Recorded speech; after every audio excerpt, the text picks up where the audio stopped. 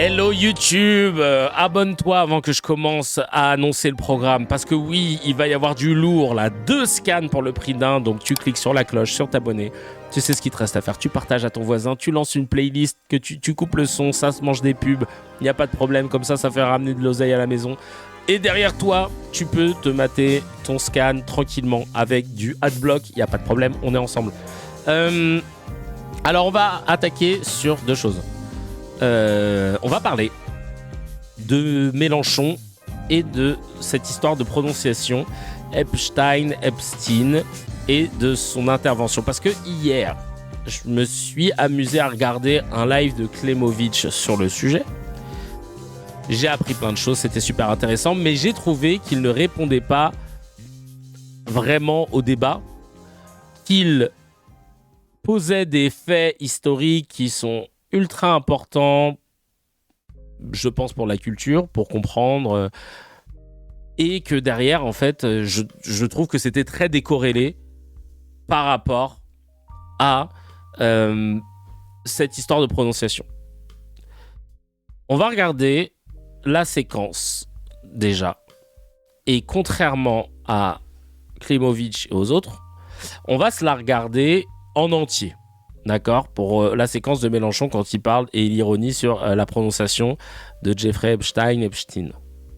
Certains, mais ce héros, ce grand journaliste d'investigation, car rappelez-vous qu'il y a à France Info une cellule investigation qui reçoit directement les infos des flics qui eux-mêmes les trouvent chez les juges et les disent ensuite dans leur journal. Voilà, le droit à la défense, allez vous faire voir. Le secret de l'instruction, ce sera une autre fois. Sauf s'il s'agit de l'affaire Epstein. Ah, je voulais dire Epstein. Pardon, ça fait plus russe, Epstein. Hein? Alors maintenant, vous direz Einstein au lieu d'Einstein. Frankenstein au lieu de Frankenstein. Eh bien voilà, non, tout le monde comprend comment il faut faire. Vous pouvez tous progresser. Il y en a qui demandent des clarifications. Moi, ce que j'aimerais... j'ai fouillé. Pourquoi en 2019, quand 2 ministres ont dit, dont Madame Schiappa, c'est à son honneur, a dit, c'est pas possible avec ce qui se passe là-bas, dans l'affaire, à l'époque on disait encore Epstein, aux États-Unis, parce qu'il y a des ramifications en France. Que s'est-il passé? Aussitôt, Madame Belloubet, garde des Sceaux, a dit, ce n'est pas au gouvernement de dire quelles enquêtes doivent être faites. Mais si, parce que ça s'appelle article 40, vous avez le devoir de dénoncer quand vous êtes informé, qui que vous soyez, par exemple les 3 députés qu'il y a là, s'ils apprennent un coup tordu, c'est leur obligation de faire l'article 40 et d'aller le dénoncer. Donc, Madame Belloubet, garde des Sceaux, je ne cite pas le reste du personnel qui s'occupe de ce genre d'affaires dans le ministère, j'ai assez de problèmes comme ça. Elle leur a dit, c'est pas à vous de le faire. Et aussitôt, le journal Le Monde a dit, ah oui, cela contrevient à la séparation des pouvoirs. Ah, c'était en 2019. Que s'est-il passé ensuite? Rideau. Plus rien, plus un mot, plus d'enquête. Terminé. Oui, mesdames, messieurs. C'est ça l'investigation. 8 ans de présence de ce voyou qui a martyrisé des gens, qui est un criminel. Et pendant ces 8 ans, une affaire qui avait commencé, 4500 mails ont été mis par les juges, dans les mains des juges. Pas un n'est sorti. Nous, il faut même pas 24 heures quand ils s'en prennent à Delogu pour une affaire qui n'existe pas, de livraison de drogue, parce que le gars qui lui a livré des meubles, par ailleurs, il faisait je sais pas quoi dans la drogue.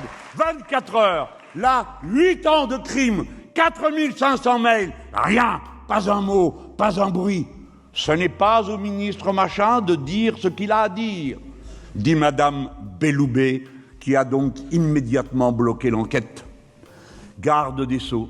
Eh oui, bien gardé, on le voit. Alors, où j'en étais? Certains. Bon, on a vu la séquence en entier et comment et le long de quoi il parlait en fait. De quoi il parlait. si il y a un débat en France, il est totalement stupide. C'est sur la prononciation Epstein. Au début, tout le monde disait Epstein. Après, ça a commencé à dire Epstein dans les médias. Et parce que Jeffrey Epstein disait Epstein, voilà, parce qu'en anglais on dit Epstein.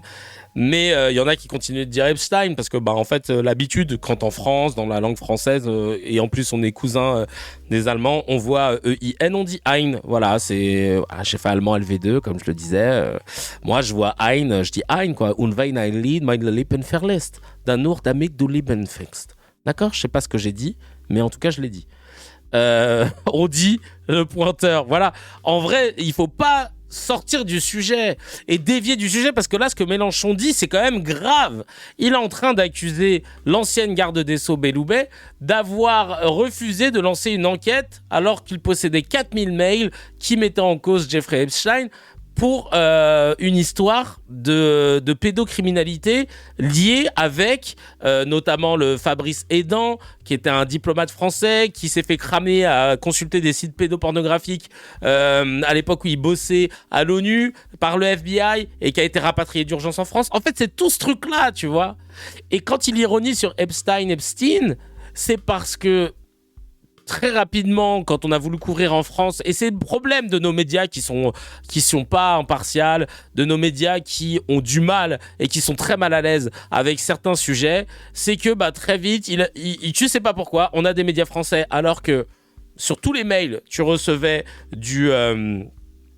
quand tu commences à analyser les mails des dossiers Epstein, tu recevais des trucs de Ehud Olmert à toutes les lignes, de liens avec le Mossad, etc. Les journalistes français sur les médias d'information ont décidé de parler de son lien potentiel avec le KGB, avec Moscou. Et là, tu dis, mais vous foutez notre gueule. Vous avez réussi à trouver un lien avec le KGB et Moscou, peut-être qu'il existe. Alors qu'il y a un truc encore plus obvious, c'était son lien avec le Mossad et avec Ehud Olmert notamment. Et donc, tu te dis, pourquoi vous voulez tout de suite, pourquoi vous ne prenez pas la globalité des choses ? Vous avez des petits doutes sur son lien avec le KGB, fine, vous nous le dites, c'est cool. Dites-nous tout, en fait. Et d'un coup, en fait, dans la prononciation, c'est vrai qu'au début, et il y a des montages qui le montrent, dans les médias, tout le monde disait Epstein, et puis d'un coup, tu sais pas pourquoi, tout le monde a commencé à dire Epstein. Et alors après, évidemment, ironie du sort, on va pas commencer à parler de complot, mais c'est au même moment où ça a commencé à vouloir trouver des liens entre Jeffrey, donc nouvellement renommé Epstein dans les médias français. Encore une fois, on parle que d'analyse de médias français ici, et le fait qu'il le liait avec Moscou, etc. Donc, le vieux Méluche, qu'est-ce qu'il fait dans son discours ? Il ironise sur ça, sur le fait que les médias ont décidé de se dire trop bien, maintenant on va essayer de trouver un lien avec Moscou, avec la Russie, pour pouvoir discréditer c'est les ennemis rouges, tu vois. Et en fait, le problème, c'est que on est perdu dans cette affaire.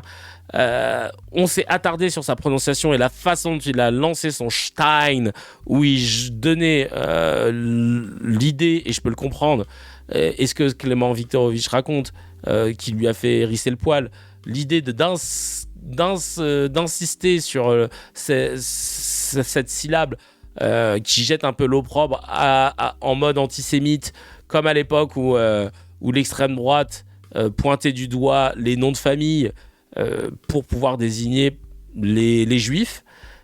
Et en fait, naturellement, je peux comprendre que ça t'hérisse le poil quand t'as tout ce background-là. Mais si tu recontextualises pas le socle dans lequel on est et dans le socle dans lequel s'inscrit ce discours, c'est sûr que là, je trouve ça malhonnête. Parce que moi, j'ai tout de suite entendu la critique médiatique de certains médias qui ont décidé de trouver des liens entre Jeffrey Epstein et le KGB, Moscou, etc. Et j'en parlais ce matin avec une de nos cracks, Lady CC, qui me disait, c'est vrai que c'est chiant avec Méluche parce qu'il les cumule et je pense qu'à un moment, il faudrait qu'il fasse son autocritique et tout. Et c'est ultra important. Faut pas qu'on soit dans des postures de moi je défends, quoi qu'il arrive, ma paroisse et tout, tu vois. Et donc, en fait, le truc, c'est que ce que je lui disais, c'est que parce qu'elle me disait quand même l'antisémitisme résiduel, maintenant ce truc de Epstein, ça fait quand même beaucoup de trucs où Mélenchon flirte avec la limite et tout. Et en fait, je lui disais non, en vrai, on décide de le mettre dans la sauce plus facilement que d'autres. C'est devenu la personnalité qu'on aime détester, comme à l'époque on aimait détester Jean-Marie Le Pen. Mais lui avec beaucoup plus de véhémence parce qu'en plus il devient de plus en plus haut dans les sondages. Et tu me diras, Le Pen est arrivé quand même en second tour en 2002. Mais le truc c'est que je rappelle que quand Bruno Retailleau a dit en mars 2025 que l'antisémitisme était résiduel au sein de l'extrême droite, ça n'a pas provoqué de tollé. Je sais pas quand même comment le... Je peux pas faire mieux que prendre ce contre-exemple-là. Retailleau, il dit ça, on n'a rien vu. Ça n'a pas été repris en boucle sur les différents médias. Retailleau a dit que l'antisémitisme était résiduel à l'extrême droite, hein, mot pour mot. Ensuite, Retailleau a aussi dit...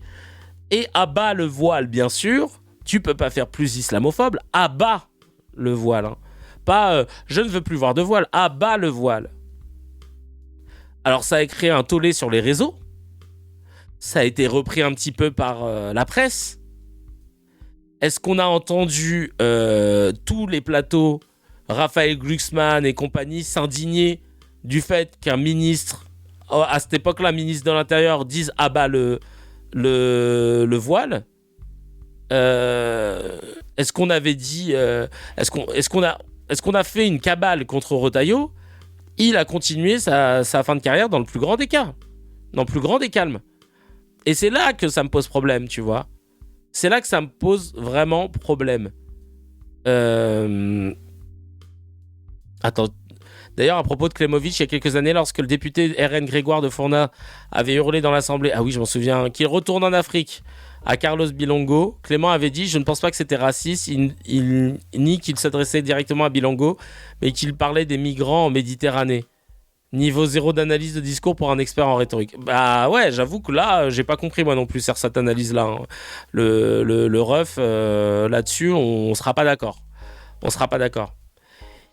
Et en fait, tout le problème que j'ai, moi, c'est ça. C'est est-ce qu'il n'y a pas, au final, une envie de se faire Mélenchon et donc de sublimer négativement tout ce qu'il dit, de vraiment de surligner as fuck à chaque fois qu'ils veulent dire quelque chose, alors qu'on a des politiques qui disent la même chose, si ce n'est pire, et qui ne sont pas inquiétés pareil.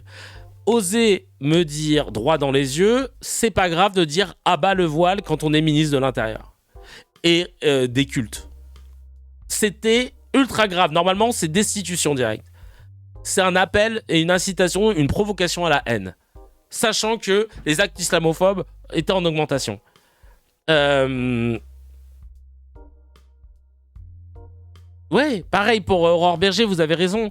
Qui utilise le terme anti-France de Charles Maurras, qui est un antisémite, qui faisait partie de l'Alliance française, si je dis pas de bêtises. Vraiment, c'est... Et pourquoi on n'en fait pas un fromage de cette utilisation-là? De l'autre qui utilise travail, famille, patrie, le slogan de Pétain, la nana qui se présente au municipal de Marseille. Et pourquoi on n'en fait pas tout un fromage? En fait, c'est dingue de voir à quel point, au final, dans un terreau un peu plus sain, s'il n'y avait pas eu des cabales contre un parti, en l'occurrence LFI actuellement en France, on aurait pu juger vraiment la portée de chaque propos. Mais là, il y a un biais. Il y a un biais qui est foutu. Il y a comme un filtre qu'on a quoi qu'il arrive dans nos médias et dans notre sphère politique où la discussion n'est pas possible sur certains sujets parce qu'ils ont décidé de littéralement se faire un parti. Et c'est ça, moi, que je déplore, tu vois. Pourquoi on n'a pas eu la même polémique sur la prononciation de Hamas? Ça vise autant les Arabes que le truc Epstein ou Epstein. C'est une très bonne question aussi, c'est vrai. Et ils n'ont pas voulu rentrer dans ce truc-là, mais peut-être parce que justement, ça n'avait pas d'intérêt. Au même titre que là, en fait.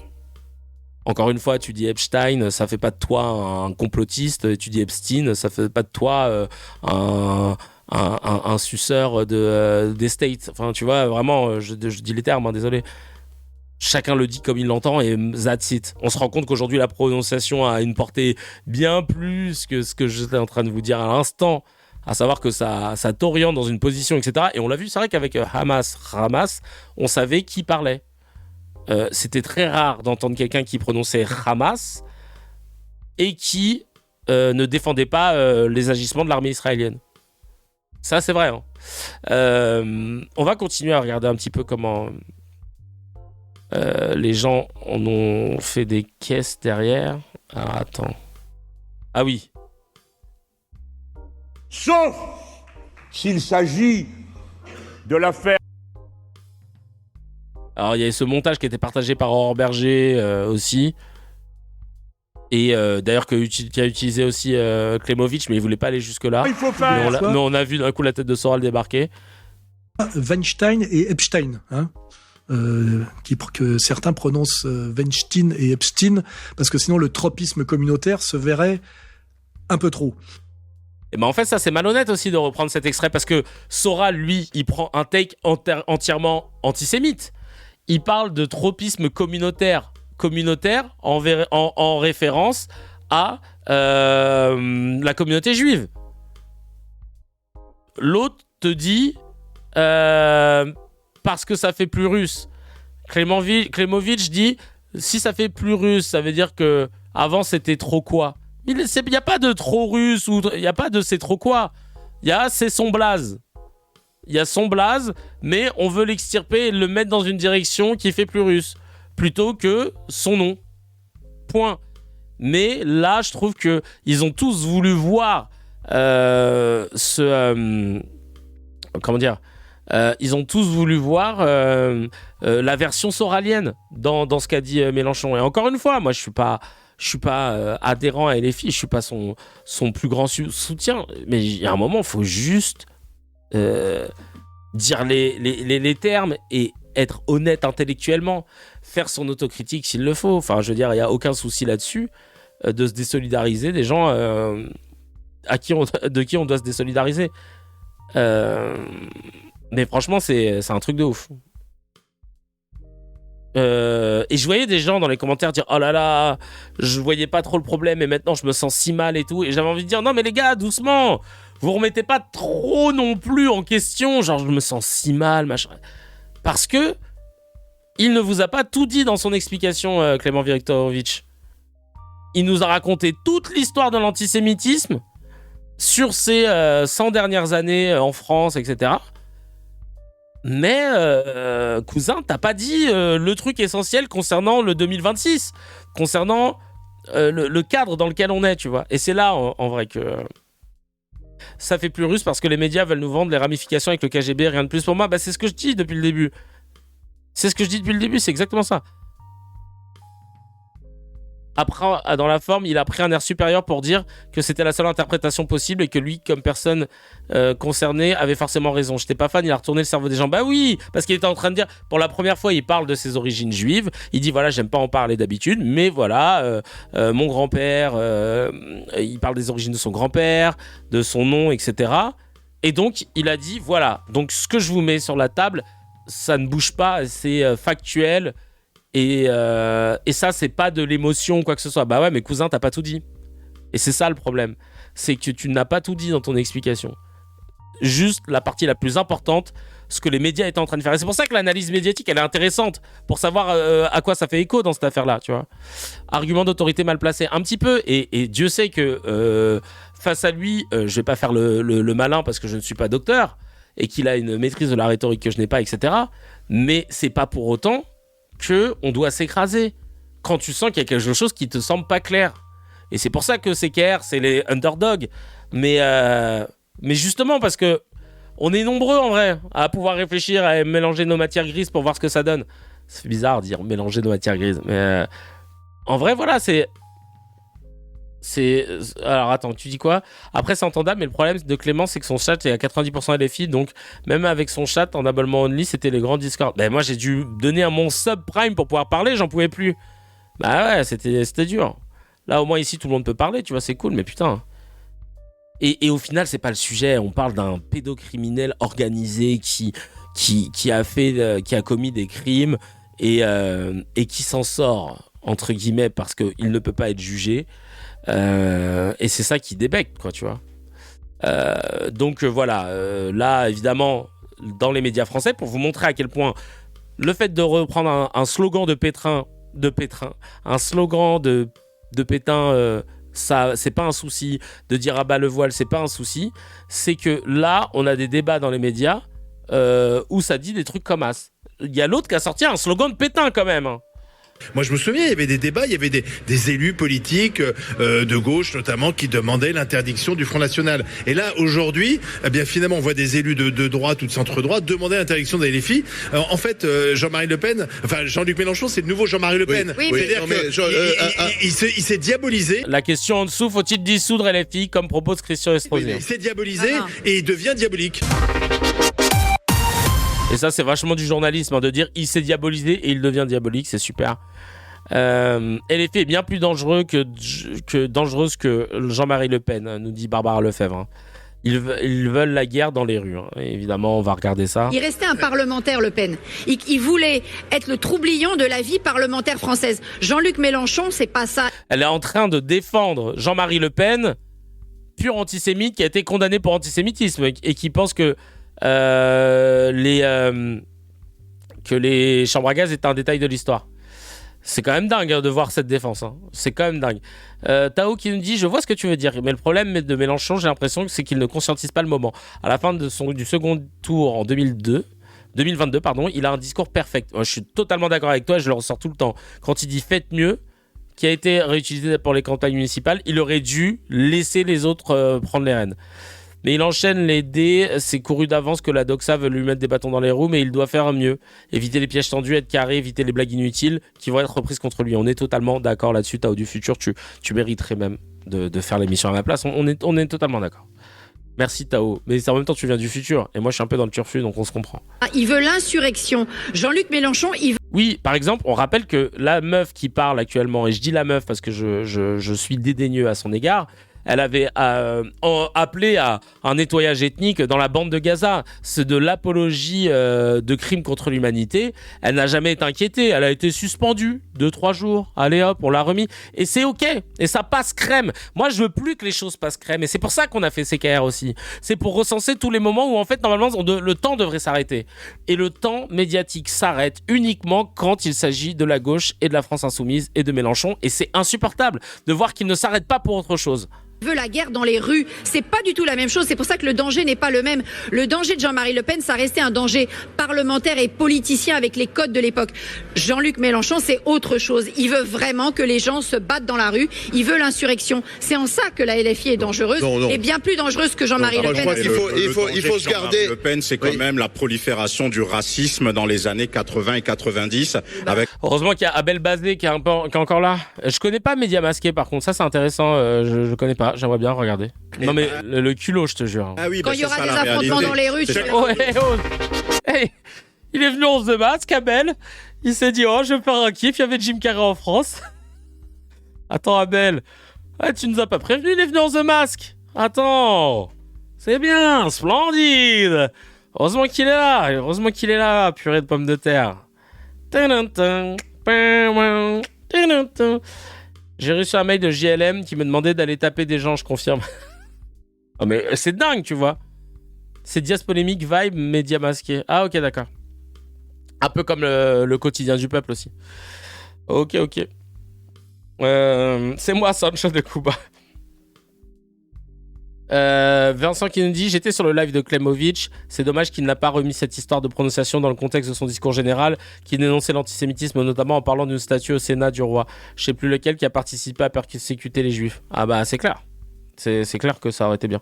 Média Masqué, j'ai du mal avec sa voix. Ah vas-y, vous m'avez chauffé, on va regarder Média Masqué là, je veux voir à quoi ça ressemble. Et puis en plus, si c'est quelqu'un de basé, on mettra, ça lui donnera de la force. Médias masqués. Médias masqués, comme Dias Polémique, tous ces gens qui commentent sans montrer leur tête et qui font plus de vues que nous, alors que nous, on met des costumes. Vraiment, là-dessus, moi, mon algorithme, il a décidé de me mettre des doigts d'honneur. Le gars, il a 46 000 abonnés, il fait des vidéos à 30K, au calme. Moi, frère, avec mes 328 000 abonnés, je sais plus combien j'ai, on se tape à 4K. Mais c'est pas grave, on lâche pas l'affaire. LDQP, c'est Diaspo, je crois. Ah bon? Le quotidien du peuple? Attends. Bonjour à tous, j'espère que vous allez bien. Bon, alors aujourd'hui les amis, comme tous les jours, on va faire le tour de cette voix ensemble. Info, ragot, potin, j'ai tout ce qu'il vous faut, putain. Mais ça vous le... Vous savez, on est entre nous. On est 591. Par contre, avant de commencer, pour ceux d'entre vous qui ne le sont pas encore, abonnez-vous. D'ailleurs, on est 1000. Il n'y a pas d'argument aujourd'hui, juste abonnez-vous. Venez, on va chercher les 50 000 ensemble avant que je me fasse blacklister, et on y est presque. Bon, ceci étant dit, passons. Bon, j'avoue. Voilà. J'avoue, la voix, elle est particulière. Moi, j'aime bien Pagès, mais Pagès, il donne pas trop son avis. Il fait du react tranquille. L'actualité, mesdames et messieurs. L'actualité, mesdames et messieurs. Je sens que je vais l'imiter bientôt, là. C'est Mbappé. Ouais, je pense que sur cet extrait... d'alliance, la séparation. J'ai jamais... un câble, messieurs, dames, tout simplement. Voilà. Ça fait ménestrel. C'est chiant sur 20 minutes. Oh, le bâtard. Je vais checker ça, Bah, je peux pas m'abonner à sa page, dis. Carrément. Pourquoi? Ah oui, non, parce que je suis en... Ouais, non, je sais pourquoi.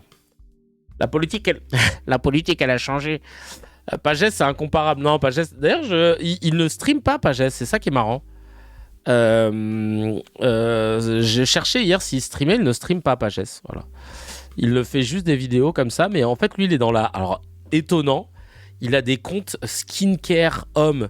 Il est à fond dans la skincare, le lifestyle, machin. Je savais pas. Voilà. Je découvrais un nouveau Pagès. J'aurais bien aimé le rencontrer, ouais. Parce qu'il a l'air d'être de ma génération aussi. Tiens, on va regarder comment Elsa Marcel, l'avocate de Révolution Permanente, a dû se faire couper la parole 1 million de fois face à ce journalisme biaisé sur le plateau de BFM. Elsa Marcel, est-ce que vous défendez les propos de Jean-Luc Mélenchon qui affirme que c'était une maladresse?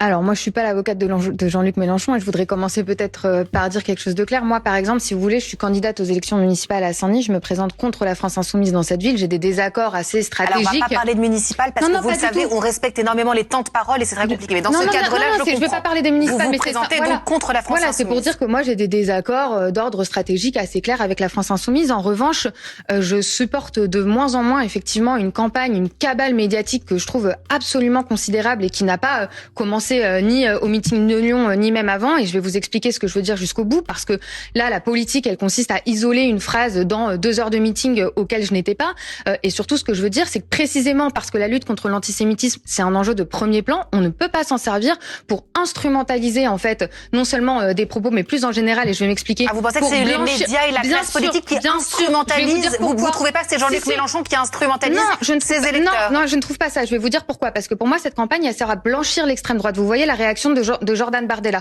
Jordan Bardella, c'est quelqu'un qui, il y a 2 jours, avait un assistant parlementaire. Pardon, excusez-moi, mais là, il n'y a pas que Jordan Bardella qui dénonce cette réaction. Bien sûr, mais si vous pouvez me laisser terminer mon propos, je vais vous parler de la gauche aussi, vous inquiétez pas. Parce qu'effectivement, on a réuni énormément de réactions de la gauche et même d'Edoui Plenel de Mediapart qui dénoncent effectivement la sortie de Jean-Luc Mélenchon. Mais si vous voulez, la gauche, par exemple, Marine Tondelier, ça l'arrange bien d'avoir les votes de la France Insoumise quand c'est pour faire le NFP. Maintenant, si c'est pour retrouver sa place un peu dans le champ politique, elle n'hésite pas à lui taper dessus. Donc mais si vous ne voyez pas de relent antisémite? Non, laissez-moi terminer, je vais aller au bout de mon propos, vous allez comprendre. On a 2 jours, on a un assistant parlementaire qui a fait des tweets ouvertement néo-nazis, qu'ils ont été obligés de débrancher. Jordan Bardella ne voit rien à redire visiblement à ça, et c'est les mêmes qui vous expliquent. Alors d'abord, il a exclu ce collaborateur du Rassemblement National. Il a été expliqué qu'il fallait brûler Elisabeth Brownstein. Il a été exclu tout de suite. Oui, mais écoutez la logique politique, c'est-à-dire que les mêmes qui vous expliquent qu'il faut faire un cordon sanitaire. Vous ne faites que parler de l'extrême droite, alors que là je vous parle de la déclaration de Jean-Luc Mélenchon. Bien sûr, parce que moi je vous dis que cette campagne, elle a un sens politique. Ce que je veux vous dire par là, c'est que c'est les mêmes qui vous expliquent qu'il faut faire un cordon sanitaire autour de LFI. Alors, on a entendu, vous dites instrumentalisation. Néanmoins, si on revient sur ces propos, vous n'y voyez pas de l'antisémitisme. Laissez-moi on a l'impression que vous noyez le poisson dérouler mon propos. Moi, ce que je peux vous dire, moi, je vais pas participer à des campagnes. C'est dur, hein. T'imagines, là, j'essaye de faire un no comment parce que j'ai envie de l'insulter. Elle est insupportable. insupportable. D'instrumentalisation médiatique. Et laissez-moi dérouler mon propos, vous allez comprendre. C'est-à-dire que non seulement c'est le RN, mais c'est pas que le RN. Vous avez une candidate macroniste qui dit sur un plateau télé que ses valeurs, c'est travail, famille, patrie. Vous avez Aurore Berger. Vous allumez d'autres feux, sans forcément vouloir répondre. Guilhem Carayon, si vous répondez pas à la question. Il faudrait savoir justement ce que Guilhem Carayon. Alors, on va lui demander la question. On ne peut pas justifier les dérapages des uns par les dérapages des autres, enfin, madame. Mais je ne justifie aucun dérapage. Moi, ce que je vous dis, c'est que cette campagne médiatique, elle a un sens politique. Et si vous voulez, ça fait 2 ans. Par exemple, à partir de. Alors, on va laisser circuler la parole en revanche. Si vous voulez, mais vous me laissez pas développer mon propos jusqu'au bout. Moi, ce que je vous dis, c'est que précisément, on ne peut pas instrumentaliser la lutte contre l'antisémitisme au service d'objectifs politiques qui visent à criminaliser la gauche et à blanchir l'extrême droite. C'est basé ce qu'elle a dit, mais l'autre, elle est insupportable. Mais c'est qui celle-là? Insupportable. Entendu. Allez, ouais, entendu. Limite comme quand les profs, ils te mettaient vu sur ta copie. Tu sais, savais pas si c'était bien ou pas. Vu. Ah, vraiment, mais insupportable. Ce journalisme partisan, là, chien de garde du système. Vraiment. Oh là là là là. Insupportable. Tiens, on a, par rapport en marge de tout le débat autour de Mélenchon, parce que aussi, on a reproché à Mélenchon et son parti d'avoir fait une conférence de presse organisée uniquement avec des médias digitaux. Et là, les médias traditionnels n'étaient pas contents.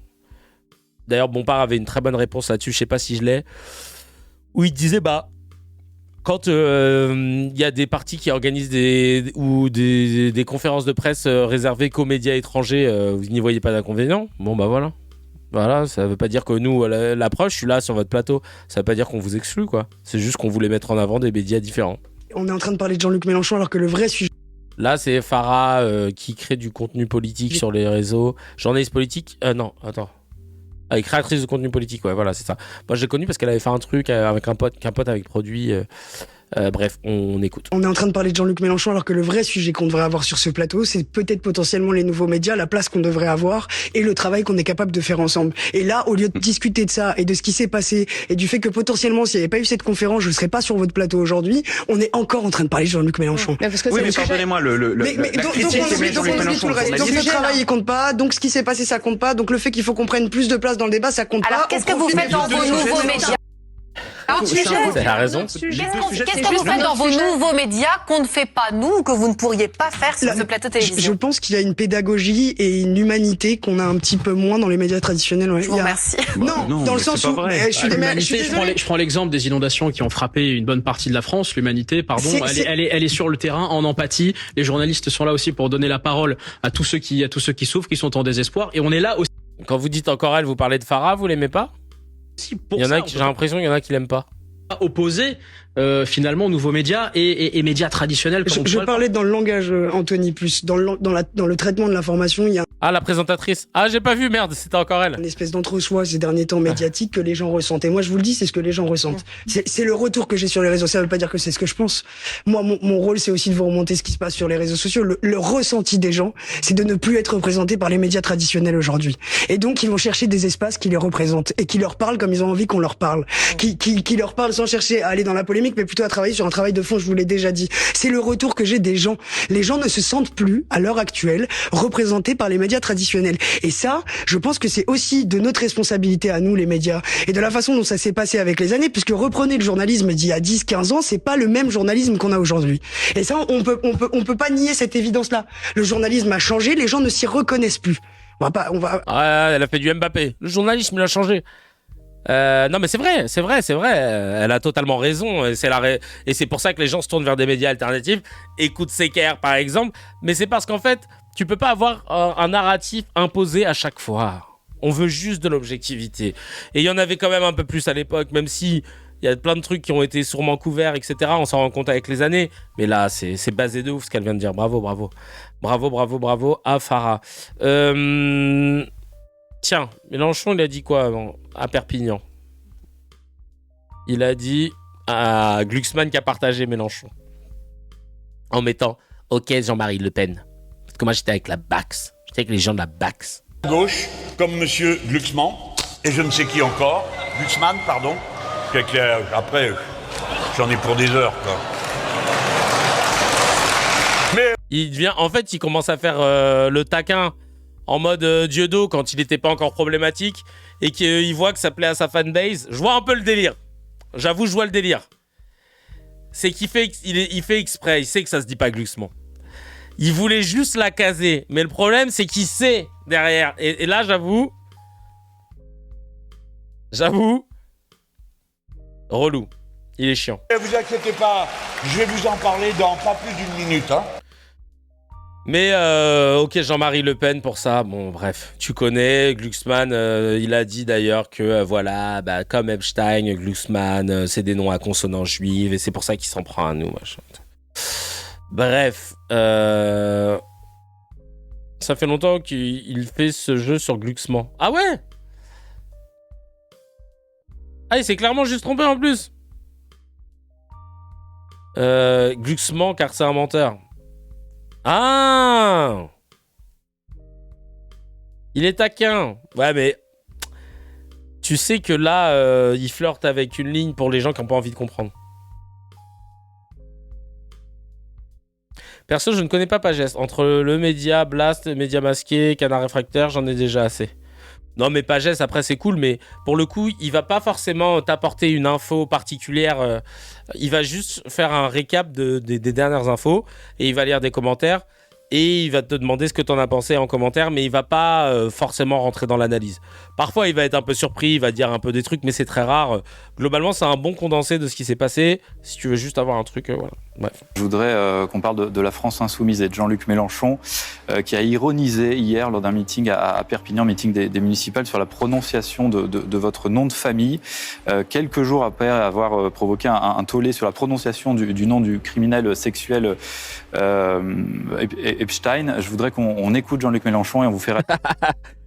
Jules qui dit Glucksmann, s'il veut, on peut lui sortir une liste de 100 choses pour lesquelles on s'en prend à lui. Et ça n'a rien à voir avec son nom qui est juif. De ouf. Agir juste après. Gauche, comme monsieur Glucksmann. Juive. Mais, vous savez, ce n'est pas une tradition de gauche. On sait d'où ça vient dans l'histoire de France. On sait qui a fait ça à travers l'histoire. Et Jean-Luc Mélenchon le sait. Le charisme d'huître, j'y arrive pas. Hein. Le mec, il pourrait même t'annoncer une bonne nouvelle que je voudrais pas que ce soit lui qui me l'annonce, quoi. On va finir sur cette vidéo, parce qu'après, on a un autre scan. Hein, c'est pour ça que je... Là, cette fois-ci, c'est à Perpignan. C'était à Perpignan. Et écoutez comment ce passage de 2 minutes où je pense qu'on peut comprendre le take d'LFI et surtout de Mélenchon. Et c'est pas un passage qu'on va forcément nous montrer, mais je pense que c'est important de l'avoir. Je dis arrêtez d'écrire quand un virgule catholique. N'assignez pas la religion catholique et le christianisme à des individus de cette manière. N'assignez pas l'islam à ceux qui tuent et qui sont des terroristes. N'assignez pas Epstein à la religion non plus.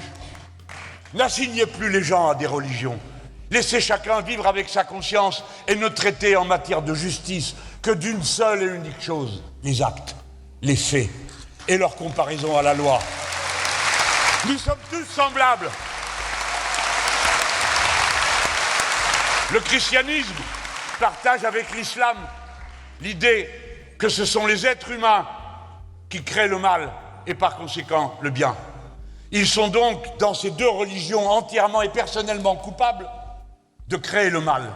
Nous avons connu en France et dans votre région, si vous faites le tour des châteaux cathares, ça a dû vous arriver, vous tombez sur une religion qui était entièrement binaire, entièrement noir et blanc. Ils pensaient que toute la réalité matérielle était une création du diable et par conséquent ils la rejetaient. Et ceux qui la rejetaient complètement se disaient eux-mêmes les parfaits. La religion n'a rien à voir avec la politique, elle ne doit rien avoir, sinon peut-être d'inspirer ceux qui agissent politiquement, mais c'est leur affaire. Pas de religion en politique, pas de religion dans la querelle. Il n'existe pas d'antisémites, ni parmi les électeurs insoumis, ni aucun dans nos rangs. Il n'existe pas d'anti-musulmans dans nos rangs. Nous combattons l'islamophobie, nous combattons le racisme anti-juif, nous combattons l'attribution de la religion chrétienne aux nazis. Et quand nous pensons à nos frères et sœurs de Palestine, Nous savons qu'il en est qui, comme la majorité des Français, ne croient pas, et d'autres sont musulmans, et d'autres sont catholiques, notamment à Bethléem, ou sont chrétiens, comme les chrétiens maronites, qui reçoivent des bombes qui ne sont pas des bombes sémites, mais des bombes criminelles. Voilà la vérité. Ouais, non, mais c'est bien d'avoir toujours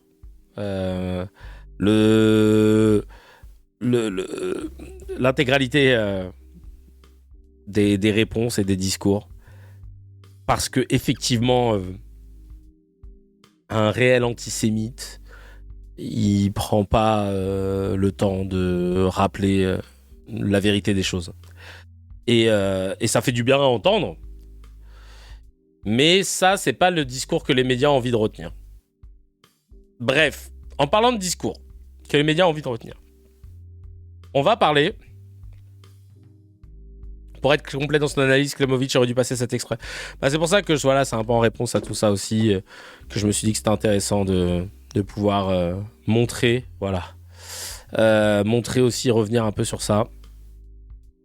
On y va avec une vidéo, là, ça va être du full react. Donc attention, on en a pour une vingtaine de minutes. Enfin, la vidéo dure 20 minutes, mais nous, en mettant des pauses, ça va faire plus. Cyril Hanouna, hier, dans Tout Beau Tout Neuf sur W9, il a invité Pierre Conesa, qui est un essayiste, haut fonctionnaire et chef d'entreprise français, qui vient d'écrire un livre sur l'Arabie Saoudite, qui a une agrégation d'histoire, qui a étudié à l'ENA et au Centre des hautes études de l'armement. Et ils l'ont amené en plateau pour parler de la situation en Iran. Et bon, hein, forcément, il a un petit QI supérieur à l'ensemble du plateau, on va pas se mentir, et on va très vite le voir parce qu'il va aller dans un narratif qui ne va pas dans le sens de ce que le plateau attendait, de ce que Cyril attendait des chroniqueurs et tout, et ça va être du coup l'outamam session du petit lait. Est-ce que vous êtes prêts, les amis? C'est parti pour un long react, enfin un extrait plus long que d'habitude. Alors, c'est vrai qu'il y a eu, bien entendu, beaucoup de choses qui se sont passées. On va revenir sur les 5 questions du jour et on va même montrer aussi ce qui a été fait sur les réseaux sociaux, parce qu'il y a des trucs très très drôles. Hein, sur les réseaux sociaux, voilà, à chaque fois aussi, ils arrivent à sortir des trucs extrêmement drôles. Pierre Conesa est avec nous, merci. Merci d'être avec nous, merci d'être là. Ancien fonctionnaire à la Défense, rappelle votre livre, Le lobby saoudien en France, comment vendre un pays invendable. Et ça, vraiment, c'est aux éditions de Noël. Et Gilles, je sais que voilà, vous connaissez le sujet. C'est très fort. Et on va passer. Alors déjà, je tiens à signaler qu'ils ont mis l'Iran attaqué par Israël et les États-Unis. Donc ça, c'était hier, pardon. Déjà, ça, c'est basé, on va dire. C'est aux 5 questions du jour. Bien entendu, les 5 questions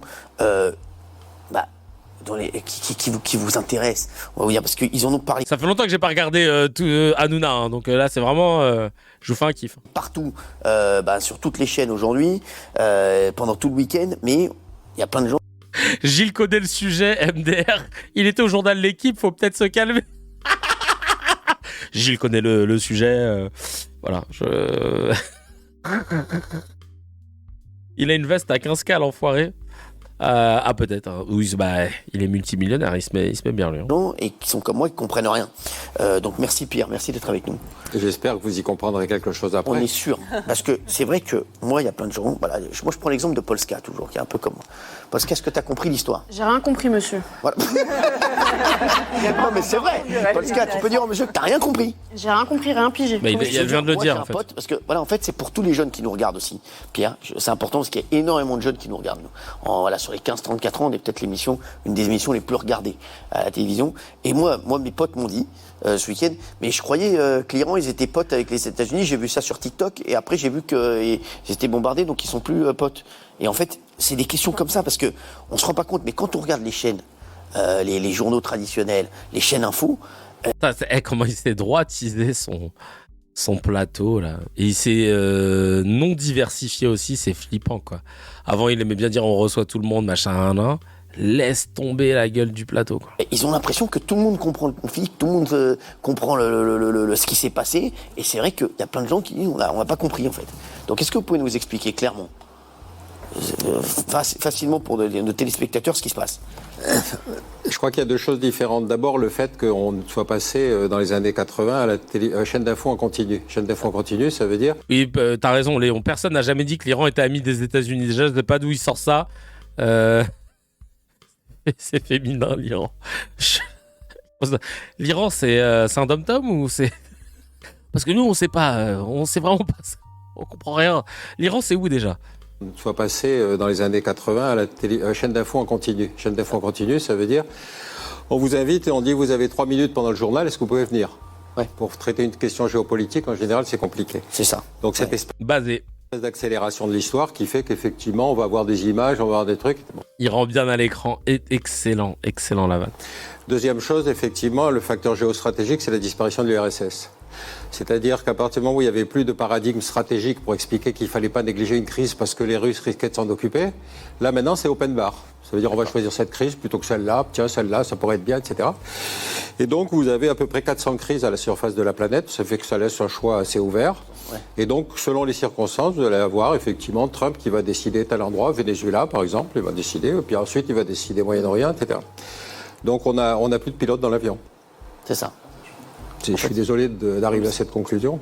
C'est-à-dire, on n'a plus de pilote dans l'avion, c'est-à-dire que là, il n'y a plus. Tout peut là, c'est n'importe quoi. Là, on a le cas exact, si vous voulez, d'une situation qui a été déclenchée volontairement par les États-Unis et Israël d'attaquer l'Iran. Il n'y avait pas de provocation, il n'y avait pas de raison particulière. Ça veut dire qu'aujourd'hui, vous avez une surface de la planète dans laquelle vous avez des individus qui peuvent déclencher la guerre, en le expliquant d'ailleurs avec des tas de raisons qu'on peut croire ou ne pas croire. Mais ça veut dire que nous ne sommes plus obligatoirement à avoir à nous impliquer dans cette crise, ce qui est quand même assez nouveau. Et puis la deuxième chose, c'est qu'effectivement, vous vous dites, si on croit à ce point-là aux moyens militaires pour résoudre les crises, on a de quoi s'inquiéter pour l'avenir. Hein. C'est ça. Alors oui, Dartigan. Pas de raison valable. Ce à quoi Israël pourrait répondre, l'Iran et son potentiel nucléaire constituent une menace existentielle pour nous. Et que la menace la menace. Ça va là. Nous, on s'y connaît pas, et d'un coup, hop, ils te sortent un argument de propagande que Netanyahou nous sort depuis 25 ans. Non, mais alors, parce que pas de menace directe, mais voilà, Netanyahou, ça fait 25-30 ans, il nous dit tous les jours que Dieu fait que l'Iran est à quelques jours d'avoir une arme nucléaire. Vraiment, hein, tout le temps. L'Iran est à quelques jours. Là, normalement, dans une semaine, ils ont l'arme nucléaire, les gars, si on fait rien. Tu dis, bah putain, va falloir que tu nous dises c'est qui, c'est la Poste qui doit livrer les bombes, c'est UPS. Donc attention, c'est parti. Devenait de plus en plus pressante. Forte. D'abord, il faudrait montrer que la menace existe. Ce que les Iraniens ont toujours contesté, c'est qu'ils ont dit qu'ils avaient un programme pacifique. Et donc, les négociations étaient en cours. Apparemment, elles avançaient bien. Et puis tout à coup, vous recevez une attaque internationale sur votre pays. C'est étrange comme manière de négocier, non ? Vous ne trouvez pas ? On a dit que les négociations en façade avançaient, mais en fait n'avançaient pas, et que si Trump, la semaine avant de faire ses attaques, a dit à tout va « j'essaye, mais regardez, l'Iran ne veut pas », c'était justement pour expliquer qu'ensuite il allait attaquer. Tu sors ça d'où, toi ? Aïe, aïe, aïe. Elle veut quoi, elle ? Je te jure. Il va la sécher, je pense. Vous pourriez négocier avec Trump, vous ? Oui. Vous voyez ce que je veux dire ? Non, mais vous voyez ce que je veux dire ? Vous avez un individu... S'il y a une échelle entre Trump et l'Iran et Ali Khamenei, je préfère négocier avec Trump qu'avec Ali Khamenei. Oui. Bien sûr, on est d'accord là-dessus. Mais enfin, quand vous avez deux individus face à face qui sont Khamenei et Trump, vous avez de quoi vous inquiéter en tant qu'Européen ? Parce que Trump, vous êtes d'accord avec moi, c'est pas l'individu le plus prévisible. Mais vous faites un parallèle ? Vous faites un parallèle entre les deux ? Ah bah bien sûr. Voilà. Et le peuple iranien, vous pensez le fait qu'il soit élu, si vous voulez... Qu'est-ce qu'elle raconte, toi, cousine ? Ça y est, l'autre, elle a envie d'attaquer. Vous faites un parallèle entre les deux ? Alors, le peuple iranien, vous faites un parallèle avec le... Oh là là là là. N'importe quoi. Aïe, aïe, aïe. La plupart des spécialistes de questions internationales partent du principe que les démocraties sont pacifiques et que c'est les dictatures qui sont bellicistes. Rappelez-vous quand même que les deux puissances coloniales de la planète au XIXe siècle, c'était la France et la Grande-Bretagne, ça devenait les deux seules démocraties du système.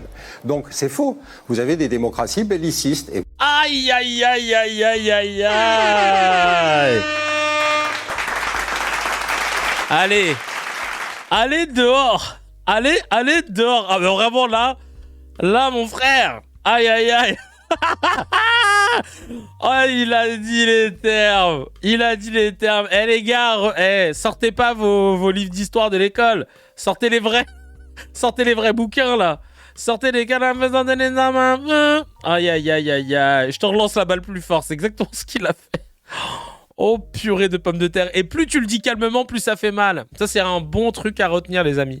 Même pour moi, hein, si demain je suis amené à débattre et tout, de jamais monter dans les tours. Tu gagnes jamais à monter dans les tours. Toujours bien préparer tes punchlines et plus t'es posé et confiant dans ce que tu dis, plus tu fais mal. Trump mène une politique extérieure belliciste. Mais oui, le peuple iranien, on voit le peuple iranien qui est... Oui, mais le peuple iranien, nous on a nos arguments. Les Iraniens, ils sont donc un Iranien. Tu vois quand ça sort les arguments, quand t'as l'habitude, tu sais, d'avoir tes arguments préconçus qu'on ne contrebalance pas. Et ben là, tu vois, elle essaye. La VAR, tu la reveux cette scène. Aïe, c'est parti. On va la voir. Je vais te la remettre, attends. Alors, attends. C'est là quand elle arrive. On va la remettre. Vous étiez là en mode, fais chier, on va se retaper du Hanouna. Je vois que là, ça redemande des VAR à toutes les punchlines. Le fait qu'il soit élu... si vous voulez, la plupart des spécialistes de questions internationales partent du principe que les démocraties sont pacifiques et que c'est les dictatures qui sont bellicistes. Rappelez-vous quand même que les deux puissances coloniales de la planète au XIXe siècle, c'était la France et la Grande-Bretagne, ça devait être les deux seules démocraties du système. Donc c'est faux.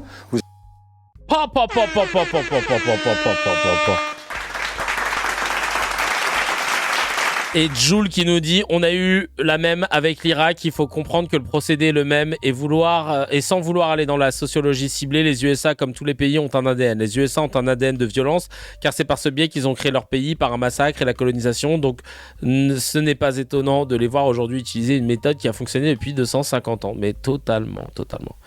Vous avez des démocraties bellicistes et Trump mène une politique extérieure belliciste. Mais oui, le peuple iranien, on voit le peuple iranien qui est... 50 000 morts, la répression terrible.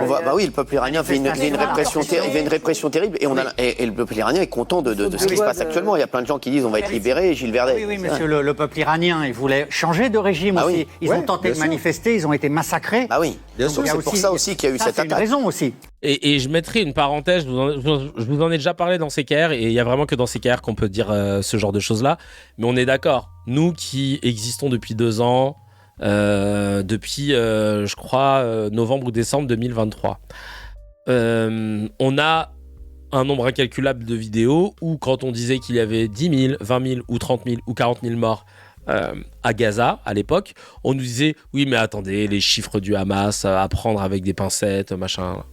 J'aimerais savoir dans quel monde où les communications sont coupées avec l'Iran et tout le monde peut affirmer sans qu'on te pose de oui mais attention qu'il y a eu 50 000 morts ou 30 000 morts ou 40 000 morts en 48 heures. Je ne dis pas qu'il n'y a pas eu, hein. Et il y a même de fortes chances que ce soit vrai. Hein. Mais moi, c'est plus le regard par rapport au prisme médiatique. Pourquoi là, c'est pas dérangeant qu'on avance des chiffres très hauts sans avoir de source et que là, ce soit pas dérangeant. Là où avant, on citait une source qui est celle du ministère de la Santé du Hamas, et à chaque fois les gens disaient oui, le ministère de la Santé du Hamas, jusqu'au jour où les sources scientifiques occidentales sont arrivées en disant genre The Lancet, pour ne citer que. Non, en fait, je pense qu'il y a peut-être même plus. Alors, à l'époque, ils avaient parlé de 300 000, mais c'était 3 gars qui avaient publié ça dans le Lancet. Aujourd'hui, The Lancet a repris une étude où il te confirme qu'il y a bien eu 70 cas minimum. Et il tablerait sur un peu plus de 100. Voilà. Donc, vraiment, je voulais juste savoir pourquoi on a le droit. Pourquoi on a le droit de dire... Oula, Kevin, après la loi Yadan, tu t'approches dangereusement d'un délit majeur. Non, j'en profite avant qu'elle rentre en vigueur, hein, c'est pour ça. Ah bien entendu. Oui, mais cela dit, est-ce à vous ? Ah oui. Vous savez, l'histoire américano-iranienne, il faut quand même la voir un peu dans la continuité. Hein. Rappelez-vous, 1953, Mossadegh a eu l'idée stupide de nationaliser le pétrole. Quel fou ! Coup d'État organisé par la CIA. Le pétrole qui était exclusivement britannique devient américano-britannique. Et puis, il se paye 25 ans de dictature du Shah avec une police politique qui s'appelait Savak et qui, effectivement, assassinait les opposants à l'étranger. Mais enfin, c'est pas grave, c'était un allié. Et donc, quand vous avez eu la révolution de 79, les Iraniens ont mis sur la table quelque chose qui, pour nous, n'avait aucune importance, c'était la religion. Vous savez, depuis Marx, Freud, on savait que la religion, c'était un facteur secondaire. On a un individu qu'on a même proposé d'accueillir en France. Rappelez-vous, Giscard proposait de l'accueillir pour que ça les calmer. Et puis, il débarque à Téhéran, il y a 2 millions de personnes qui l'accueillent. Vous parlez, il faut rappeler aux gens, vous parlez de M. Khomeini à l'époque. C'est-à-dire qu'on avait accueilli en France et qui est reparti après. Absolument. Et donc, on avait tout à coup une révolution qu'on ne pouvait pas comprendre. C'était une révolution religieuse. Pour nous, c'était un facteur résiduel. Il n'y avait pas de raison. Et en fait, vous voyez la suite. Alors j'en termine sur un épisode qu'il faut rappeler. Quand donc ils prennent l'ambassade, vous savez. Oh là là, il leur fait une leçon d'histoire, c'est du petit lait. Aïe aïe aïe aïe aïe. Aïe aïe aïe aïe aïe. Mollo les mollas. Hein. Je voulais juste placer cette phrase. J'ai vu quelqu'un qui a fait avec une IA une affiche de film qui s'appelle Mollo les mollas et ça m'a tué. Où il y a Didier Bourdon, Audrey Lamy et Marie-Lou Berry. Voilà. Non, mais plus personne dit rien. Le plateau est éteint. Au début, je croyais que c'était moi qui avais un problème de son. Ah là, c'est du miel en longueur, là. Oh là là là là. Bon. C'est crise des otages, etc. Saddam Hussein vient faire le tour des capitales européennes. J'y étais à l'époque. Géraldine Maillet, elle attendait juste le moment où elle pouvait dire le peuple iranien, c'est la carte +4 contre Uno dans le débat. Il faudrait plus de nuances. Tout le peuple iranien n'est pas anti-régime, c'est faux. Il faut arrêter de dire que tous les Iraniens sont heureux de voir Trump et Netanyahou débarquer. Le discours que l'on nous donne est que le peuple entier est satisfait. Et je parle en tant que vrai opposant du régime iranien, mes origines, et pas un faux comme Meyer ou Shannon. Souvent, les gens qui sont contents, c'est des gens qui sont dans la diaspora, tu vois. Donc, c'est vrai qu'il y a à boire et à manger. Il ne faut pas essentialiser la position du peuple iranien par rapport à l'intervention de Netanyahou et Trump. Il nous explique qu'il va faire la guerre à l'Iran, mais alors il faut qu'on s'engage, si vous voulez, à ne pas le mettre sous embargo. Vous savez que quand il y a un conflit comme ça, il faut... Bon, effectivement, on lui a dit allez-y. Donc, vous connaissez la guerre Iran-Irak. On a mis sous embargo l'agressé pour fournir des armes à l'agresseur. Vous voulez que je le répète doucement ou c'est pas la peine? Non, je vous en prie. Oh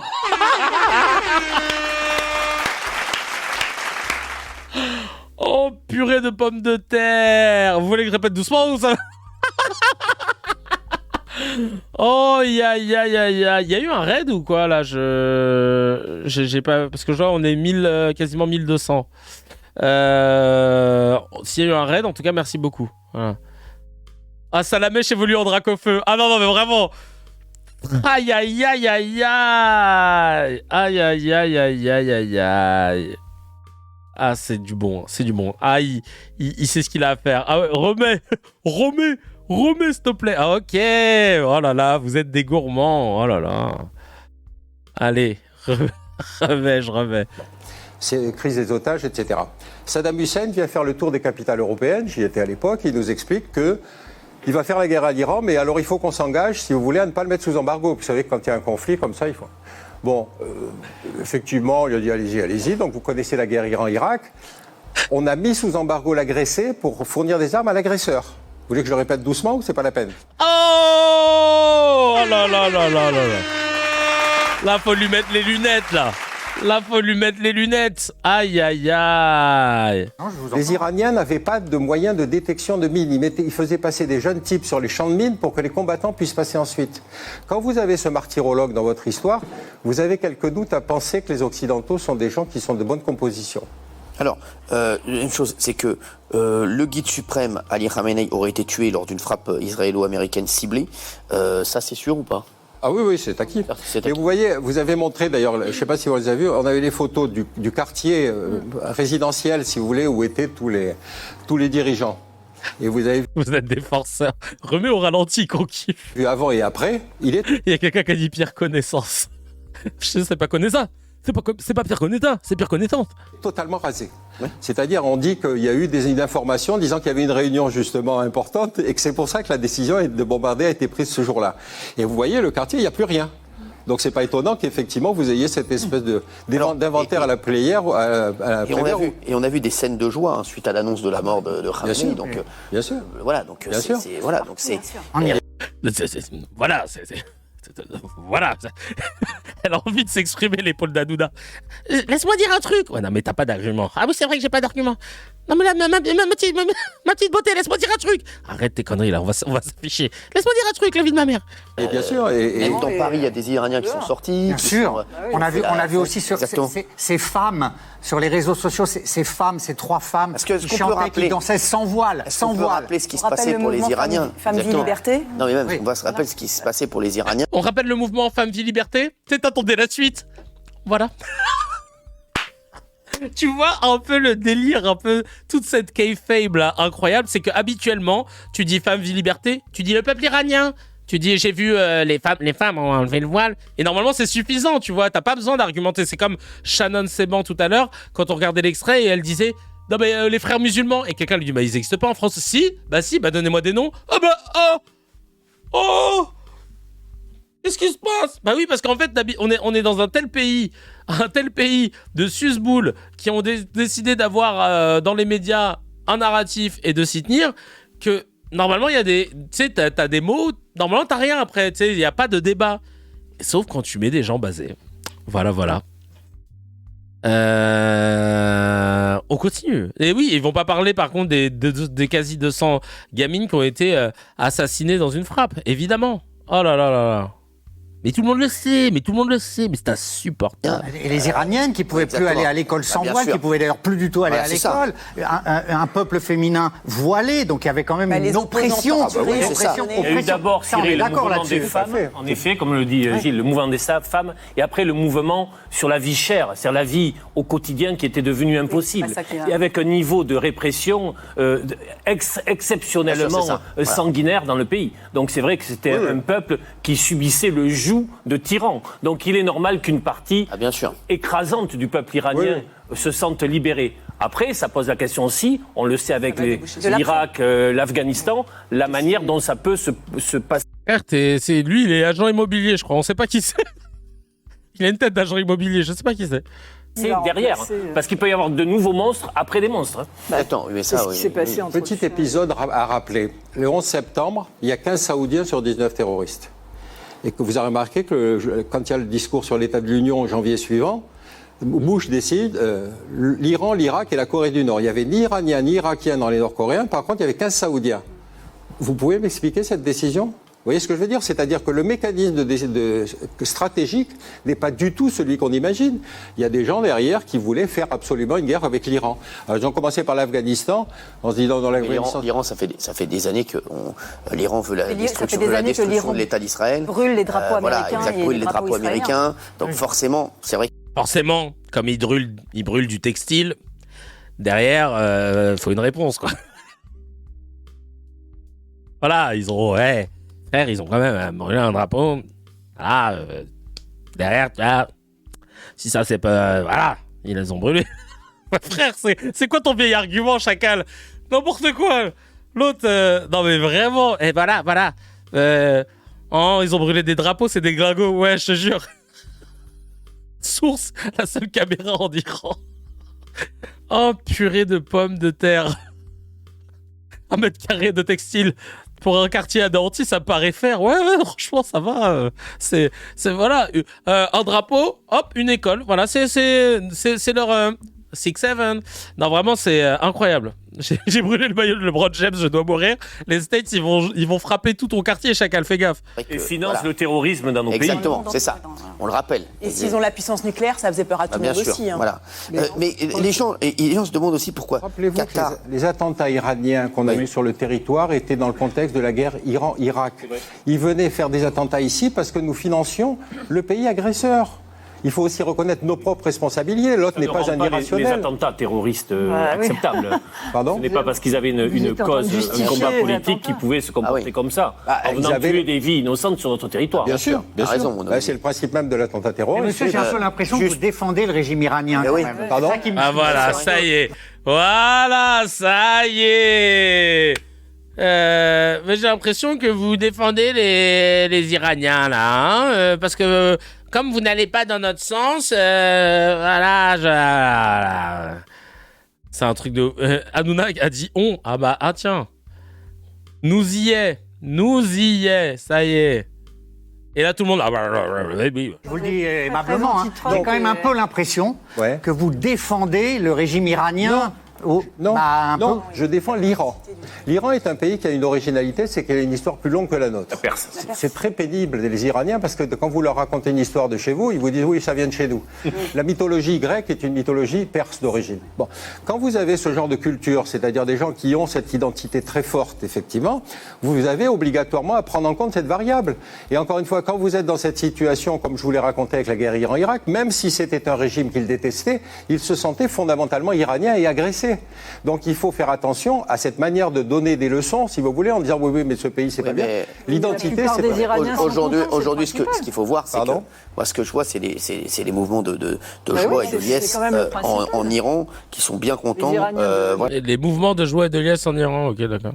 D'être débarrassé du guide suprême et d'être sans même savoir ce qu'il y aura après. Exactement, voilà. Déjà content. Juste la troisième question, parce que j'ai dit on a 5 questions, c'est le Qatar, Dubaï, le Koweït, pourquoi les autres pays sont touchés, parce qu'il y a plein de gens qui ne comprennent pas. Pourquoi l'Iran attaque Voilà, pourquoi l'Iran attaque le Qatar, le Dubaï et le Koweït? Parce qu'ils se sont alliés avec les États-Unis? Ils ont bombardé surtout des bases américaines. Hein. C'est ça, oui. Donc effectivement, ils n'ont pas les moyens de toucher le territoire. Franchement, même lui, il doit se dire, mais qu'est-ce que je fous là? C'est vraiment pour vendre mon livre. Ils ont bombardé des bases américaines. Hein. Franchement, même nous, dans CKR, on savait. Hein. Ils n'ont pas bombardé des écoles, eux. Enfin, voilà. Pensez, hier, j'ai vu une déclaration de Trump disant les Iraniens auront bientôt un missile intercontinental susceptible de peut-être atteindre les États-Unis. Je veux dire, quand on est un dirigeant mondial de cette catégorie... Allez, achève-les-nous, Pierre Richard. Débat. Gorilla. Vous dites qu'il est capable de déclencher une guerre n'importe où. Donc les Iraniens ont... Donald Trump. J'ai vu ça aujourd'hui, ouais. Alors il utilise ce qu'on appelle... J'avais une casquette, mais je vous l'offrirai pas. Vous n'êtes pas fan de Donald Trump, vous? Parce que vous ça va, vous l'aimez bien? Super. C'est un plateau de zinzin, là, quand même. Genre, vous, ça vous va, là, son action, globalement. Parfois, il abuse un peu, mais ça va?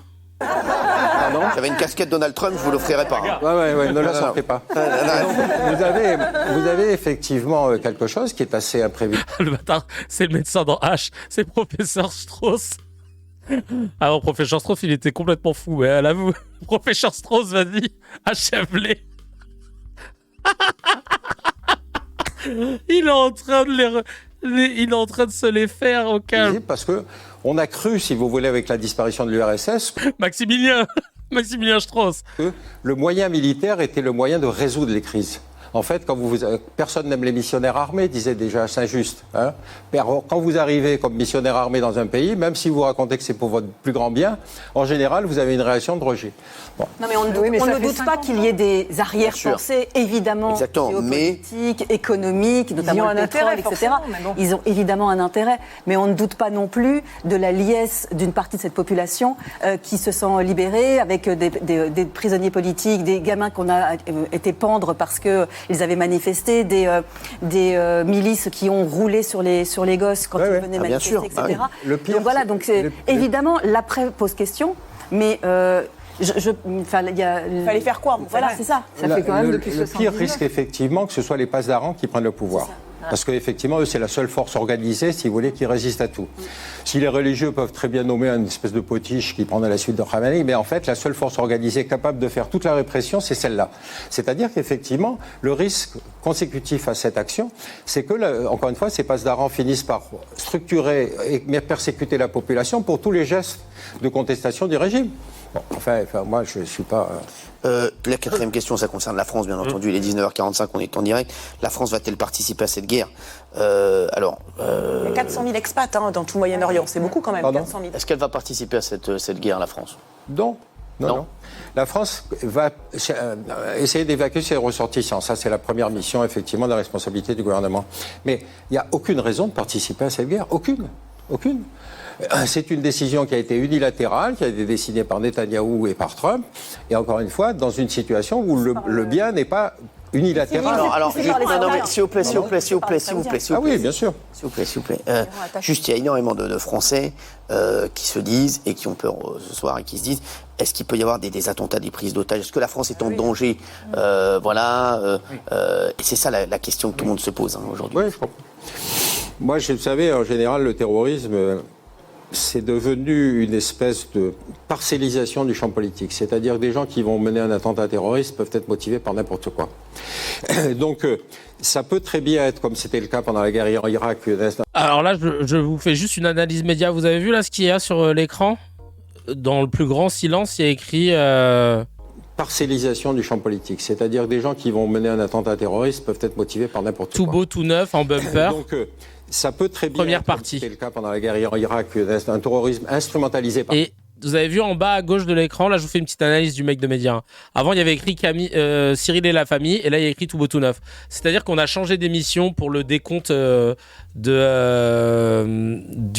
Médiamétrie, donc qui calcule l'audience. C'est-à-dire qu'à partir de maintenant, juste parce qu'ils ont mis ce truc-là, on n'est plus dans pourquoi je dis Camille, Cyril et la famille, on est dans vraiment tout beau tout neuf première partie. Ce qui fait que là, une fois qu'ils sont assurés qu'il y avait à cette heure-ci, normalement c'est là où il y a l'audience la plus forte, et ben là ils te mettent le petit bumper pour dire ça y est, maintenant c'est tout beau tout neuf qui commence, et ils communiqueront sur les audiences qu'ils feront à partir de là, comme elles seront plus hautes parce que en termes d'heures ça arrive encore plus proche du prime time. Et oui, j'en avais parlé pour celles et ceux qui avaient regardé la vidéo spéciale audience. Et donc voilà, c'est juste pour ça, là, c'est pour vous montrer comment, hop, on peut manipuler les audiences à la télévision française. Par Téhéran, pour taper sur un État allié de l'Irak, mais ça peut être aussi n'importe lequel des salafistes, si vous voulez. Donc à partir de maintenant, c'est vraiment l'émission tout beau tout neuf qui commence. Et donc là, ce matin, dans les médias, tu auras l'audience qui commence à partir de là. Voilà. Tout ce qu'il y avait avant, c'était considéré comme une autre émission. Allez, je remets le truc. Donc, ça peut très bien être, comme c'était le cas pendant la guerre en Irak, un terrorisme instrumentalisé par Téhéran pour taper sur un État allié de l'Irak, mais ça peut être aussi n'importe lequel des salafistes, si vous voulez, générés par l'Arabie Saoudite, ce grand pays pacifiste, et qui, encore une fois, sont dispersés sur le territoire. C'est-à-dire qu'ils peuvent considérer qu'effectivement, pour lutter contre Israël, puisque la France ne veut pas prendre position, il y aurait des attentats ici. Non, on est sur un arrière-fond extrêmement sensible. Est-ce qu'un missile iranien peut toucher la France? Pardon? Est-ce qu'un missile iranien peut toucher la France ou c'est... Je crois pas que la portée suffise. 3000 km leur portée maximale. Donc on est bien loin de ça. Normalement, ils peuvent toucher tout le Moyen-Orient, normalement, avec leurs missiles balistiques. Et une base française militaire. Oui, bien sûr. Il y a d'ailleurs... qui nous impacterait et on devrait réagir. Ils peuvent toucher tout le Moyen-Orient, normalement, avec leurs missiles balistiques. Et une base française militaire. Oui, bien sûr. Il y a d'ailleurs... C'est pas marrant, ça. Mais là, je pense que je sais pas. Il y a peut-être d'un coup, il a des relents de journalisme. Il commence à dire un truc basé. Merde. Je viens de donner une bonne info là. Qu'est-ce qui se passe? Mais du coup, qui nous lirait et qui nous impacterait et on devrait réagir. C'est ça le problème. Ça dépend de l'effet de la bombe, si vous voulez. Si c'est effectivement que ça tue une personne parce que ça tombe sur un bâtiment, etc. Dans le contexte, si vous voulez, on peut pas s'enflammer tout de suite. Encore une fois, on a bien envoyé le Charles de Gaulle, mais le Charles de Gaulle, à mon avis, c'est pour évacuer le maximum de Français. C'est pas pour participer à la guerre. Essence, gaz, énergie, est-ce que les prix vont exploser en France? Ça démarre déjà. C'est déjà le cas au niveau du faites des stocks, c'est tout ce que je peux vous dire. Ah oui, vraiment? Faites des stocks. Bah oui, évidemment. Bien. Bon, l'Iran a résolu une partie. L'Iran a résolu une partie de l'embargo. C'est-à-dire qu'effectivement, il y a des pipes qui partent vers la Russie et qui partent vers la Chine, etc., etc. Mais enfin, le détroit d'Ormuz reste quand même un endroit dans lequel passe à peu près 30% du pétrole mondial. Ils ont cette capacité extraordinaire de bloquer le détroit d'Ormuz. Donc de toute façon, nous subirions, nous, les effets d'une guerre que nous n'avons pas choisie. Donc vous dites aux Français qui nous regardent ce soir qu'il faut faire des stocks de quoi? Gaz et essence, c'est pas Je sais pas. Il faut faire des stocks de tout. Ah vraiment? Mais non, mais attendez, le gaz, et le pétrole, qu'est-ce que vous voulez faire? L'essence va augmenter. L'essence, c'est quasiment mécanique. Donc là, les gens vont commencer à aller à la pompe. Et c'est tout à fait normal. Elle est encore là, Delphine Vespizer? Vraiment, mais il y a des gens... Ils sont là en train de te faire j'ai fait un burn-out, j'ai machin, c'était une relation toxique, sans le citer, machin, là. En fait, non mais je reviens, comme il y a de l'Ozaïev, ça. Normal. Le gaz européen, Cyril, a augmenté de 50% aujourd'hui. Oui, mais on peut pas dire. D'accord, on va faire des stocks, on va pas stocker du gaz. Non, c'est ça, gaz et essence, c'est pas possible. De l'essence, c'est pareil. Là, on est parti sur un conflit qui va peut-être durer 4 semaines, 1 mois, 2 mois. Il parle d'un minimum déjà. Ouais. Donc tu vas pas stocker 2 mois avec des jerrycans, tu vas mettre dans ton jardin des jerrycans d'essence. Le gaz d'un très haut niveau. Oui, mais là, c'est ce qui fait qu'il va y avoir une pénurie. C'est les images qu'on voit parce que tout le monde s'affole et tout le monde court. Et pour l'instant, il y en a de l'essence. C'est pas la peine de courir là. Et le stock, c'est 50 litres. Donc tu vas pas faire. Vous pensez que ça peut durer combien de temps? Pardon? Vous pensez que ça peut durer combien de temps? Oui, je sais, on a organisé. Personne ne peut dire, puisque c'est déclaré comme une guerre, si vous voulez, qui devait avoir une issue rapide. Oui. Oui, bon, là, ça je ne connais pas de guerre dont on puisse dire. La seule qui a réussi, c'était la guerre des 6 jours. Oui. Bon, ben, enfin, les autres, ça, en général, ça dure. Et puis, encore une fois, on est sur quelque chose dans lequel les pauvres Iraniens vont être éclatés dans le champ politique, contre le régime, contre l'agression extérieure, etc. Je ne sais pas du tout comment ça va se répartir en Iran. Il y a un risque de troisième guerre mondiale, ou pas du tout, parce que là on a l'impression, nous de l'extérieur, que tout le monde est contre le régime iranien et que forcément, Poutine n'est pas la Chine. Voilà, la Chine n'a pas réagi. Pour l'instant, ils réagissent pas, mais eux, ils sont plutôt. Voilà, ni les Russes ni les Chinois ne sont prêts à soutenir une guerre qui terminerait ce régime iranien. C'est pas qu'ils tiennent politiquement, c'est qu'ils considèrent que sur le champ géostratégique mondial, effectivement, que les États-Unis puissent faire la police par les moyens militaires de cette manière-là, doivent manifester une certaine forme de solidarité. Bon, voilà. Poutine n'a pas vraiment les moyens, parce qu'il est sur son front ukrainien, là. Oui, bien sûr. Et donc, vous voyez, encore une fois, nous, les médias vont indiquer le calendrier. Comme là, ça vient de commencer, on va s'intéresser au Moyen-Orient. Mais sur l'Ukraine, ça continue, effectivement. Bien sûr. Les massacres à Gaza se poursuivent également, je tiens à le signaler quand même. Il y a eu 30 morts hier encore. Ça veut dire que, si vous voulez, le champ médiatique n'est pas le champ stratégique. Le champ médiatique permet de détourner l'attention et de dire, regardez, ce qui est en train de se passer là-bas, c'est grave. C'est grave partout. Aïe, aïe, aïe, aïe, aïe, il a encore dit les termes. Le champ médiatique n'est pas le champ stratégique. Ah, il y a trop basé Gandalf. Ah, franchement. Aïe, aïe, aïe. Il y a eu encore 30 morts hier à Gaza, putain. Dernière question. Est-ce que c'est vrai que donc Emmanuel Macron n'était pas au courant, la France n'était pas au courant de cette attaque? Ouais, c'est vrai. C'est dingue, ça, non? Pourquoi c'est dingue? Vous voyez le personnage Trump? Vous lui serrez la main, il faut recompter vos doigts après. Non, mais ça va pas. Aïe, aïe, aïe. Non, je veux dire, le personnage. Mais non, c'est parce qu'on ne compte pas du tout. Pardon? Parce que pour lui, on ne compte pas du tout. Mais oui, mais on n'est pas les seuls à ne pas compter. Oui, il prend ses décisions tout seul. Il se lève un matin, il dit tiens, on va faire la guerre à l'Iran. Ça a été préparé quand même. Bien sûr. Oui, mais il est probable que ces militaires lui ont dit vous savez, chef, vous devriez faire attention. L'Iran, c'est compliqué, on a déjà eu à s'y frotter, etc., etc. Non, mais le guide suprême, il savait exactement où il était, donc tout ça, il a préparé longtemps. Le service des renseignements. L'opération militaire. C'est le renseignement américain. Très très fort. Est-ce que vous avez entendu cette rumeur? Alors, je ne sais pas si c'est une rumeur ou une info, parce que je vous la livre et vous allez me dire si c'est vrai ou pas. Apparemment, vous savez qu'il y a le Mossad, qui est les services secrets israéliens. Apparemment, ils avaient envoyé depuis de nombreuses années des agents du Mossad en Iran s'infiltrer. Et il paraît qu'ils avaient envoyé donc des dentistes et des gastro-entérologues. Pourquoi? Parce qu'apparemment, ils mettaient des puces dans les dents pour les détecter et pour savoir où ils se trouvaient après. C'est une rumeur qui est sortie. Alors, on ne sait pas si elle est vraie ou pas ou si c'est une info, mais on va enquêter là-dessus. Ce serait dingue. C'est dingue. Vous vous souvenez des pagers qui avaient explosé là? Ils ont une sophistication dans la technologie et dans l'infiltration qui est hallucinante. Ah bah vas-y, suce-les toi aussi. Pardon. Et d'ailleurs, c'est vrai que... Je suis bon pour mettre des pauses à chaque fois. Ouais, petite pute du Mossad au calme. Non mais vraiment, n'importe quoi. Là, à 1 mètre près, Cyril. Exactement. Ils savent où bombarder. À 1 mètre près. Et là, tu vas voir, il va bugger encore là. C'est pour ça que sur les images... C'est grâce à eux qu'ils ont pu... Ah bah là oui, ils ont parlé d'une attaque d'opportunité, puisque sur ce matin-là, tous les dirigeants étaient concentrés. Et c'est vrai que la CIA a un service de suivi des principaux dirigeants iraniens et de tous leurs opposants pour vraiment frapper. Gaza, à 1 mètre près. On va dire ça au Gazaoui, ouais. À 1 mètre près, ils peuvent savoir où sont les ennemis. À 1 mètre près d'une école, la vie de ma mère. À 1 mètre près des hôpitaux. À 1 mètre près des civils. Ah, t'inquiète pas, ouais. À 1 mètre près des boucliers humains. Allez, information américaine, frappe israélienne. Il veut quoi, Stéphane Plaza? T'as vu qu'on dirait un mec, un agent immobilier? On n'a pas envie de voir. Non, mais frère, ils sont horribles. Ça y est, là, l'émission, elle est dégueulasse. C'est-à-dire, c'est eux qui ont dit qu'ils avaient eu l'information. Bon, oui, moi aussi, j'ai pas grave, l'histoire tranchera. Exactement, l'histoire tranchera. En tout cas, merci Pierre d'avoir été avec nous. Aïe, il a tellement dit les termes, c'était tellement agréable, ils sont nuls à chier en face, et vous avez vu comment le narratif, c'est quand tu les secoues sur leur narratif, t'as vu comment c'est compliqué pour eux. C'est compliqué pour eux de pouvoir répondre, de trouver des arguments, parce qu'ils pensent qu'en disant les bons mots qu'il faut, normalement derrière il n'y a plus de débat. Bah si, en fait. Quand tu maîtrises pas ton sujet, là, c'en est la preuve. En tout cas, je pense que c'était très bien d'avoir pu réagir à l'émission en faisant ce react à la guerre en Iran et partout au Moyen-Orient grâce à ce react.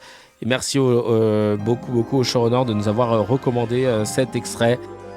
Chacal, si tu as kiffé l'épisode, appuie sur abonne-toi, mets un petit j'aime et clique sur la cloche, ça fait plaisir. Pour voir l'épisode en entier, c'est sur la chaîne CKRX que ça se passe. Il y a le lien dans la description et évidemment, l'épisode en entier est disponible sur toutes les plateformes de podcast, Spotify, Apple, Deezer.